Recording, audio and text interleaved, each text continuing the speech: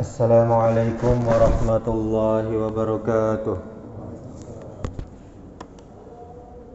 Alhamdulillah allazi bi ni'matihi tatimus shalihat.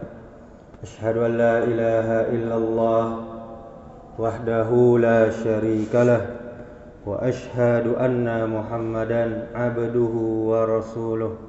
Amma ba'du. Alhamdulillah, kita bersyukur kepada Allah Subhanahu wa taala. Kita masih diberikan kesehatan, diberikan nikmat iman dan Islam, sehingga kita masih dapat menjalankan ibadah kepada Allah, bertaqarrub kepada Allah, mendekatkan diri kita kepada Allah Subhanahu wa taala. Kemudian salawat serta salam kepada Nabi kita Muhammad sallallahu alaihi wasallam. Allahumma salli wa sallim wa barik ala Muhammadin wa ala alihi wa ashabihi ajma'in. Bapak Ibu jamaah yang dirahmati Allah Subhanahu wa taala,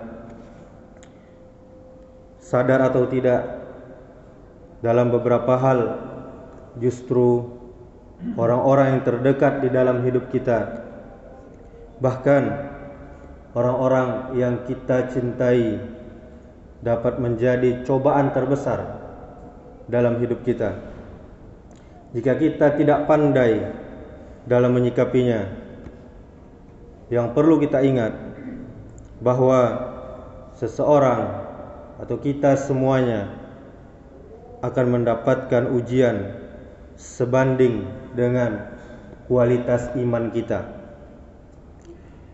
Di dalam hadis dari Mus'ab bin Sa'id, seorang tabi'in, dari ayahnya, dia berkata, "Wahai Rasulullah sallallahu alaihi wasallam, manusia manakah yang paling berat ujiannya?" Kemudian Nabi kita menjawab, "Para nabi." Kemudian yang semisalnya dan semisalnya lagi.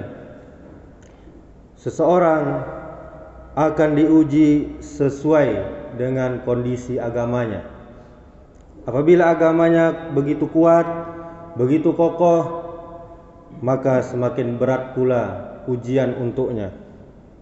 Apabila agamanya lemah, maka dia pun akan diuji sesuai dengan kualitas agamanya. Seorang hamba, kata Nabi kita, senantiasa akan mendapatkan cobaan. Tidak ada yang tidak mendapat cobaan, sehingga dia berjalan di atas muka bumi ini dalam keadaan yang bersih dari dosa. Ini bisa kita lihat di hadis riwayat Tirmizi, nomor hadis 2398. Saudaraku kaum muslimin, kewajiban kita adalah bersabar dan bersabar, karena balasan, karena ganjaran orang yang bisa bersabar itu sangat luar biasa. Ingatlah kita janji Allah Subhanahu wa taala, "Innama yuwaffas sabiruna ajrahum bighairi hisab."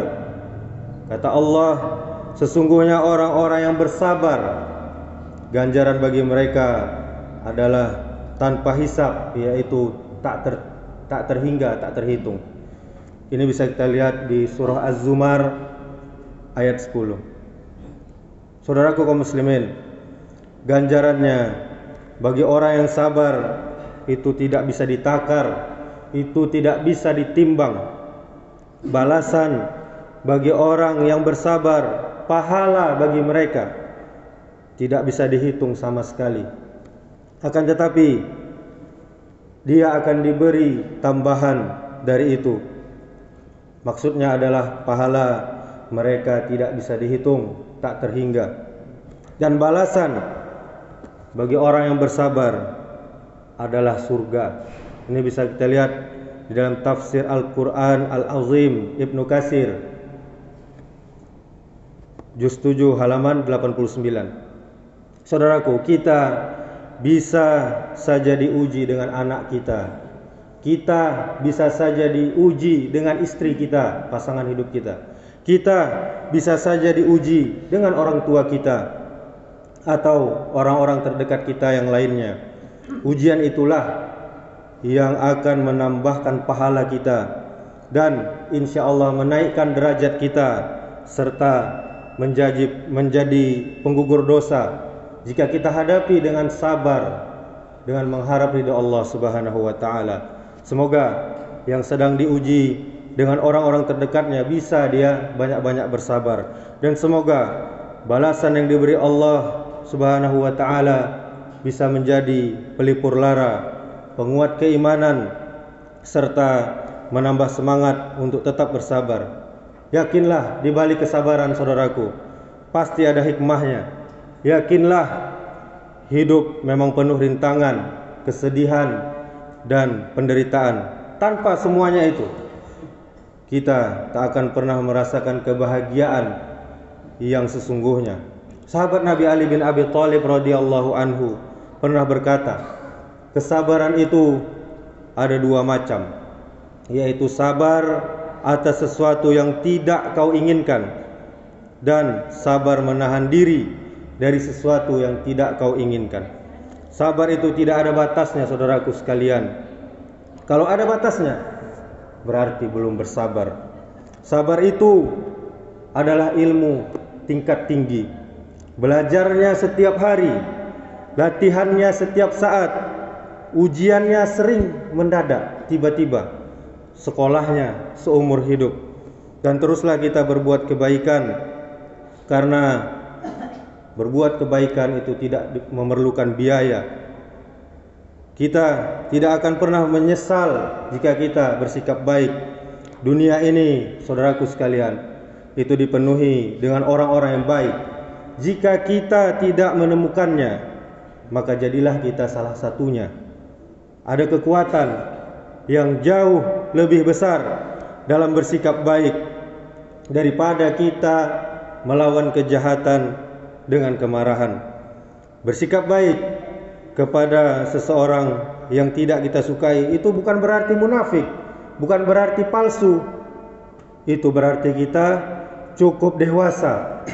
Kita cukup dewasa untuk bertoleransi ketidaksukaan kita terhadap mereka. Apapun yang terjadi dalam hidup kita, bersikap baiklah saudaraku kepada orang lain. Karena bersikap baik kepada orang lain itu adalah cara yang damai untuk disukai, dan warisan dan peninggalan yang indah untuk ditinggalkan. Bersikap baiklah saudaraku kepada orang lain tanpa alasan. Terkadang kita harus bersikap baik kepada orang lain bukan karena mereka baik, tetapi karena itu perintah Allah dan Rasulnya.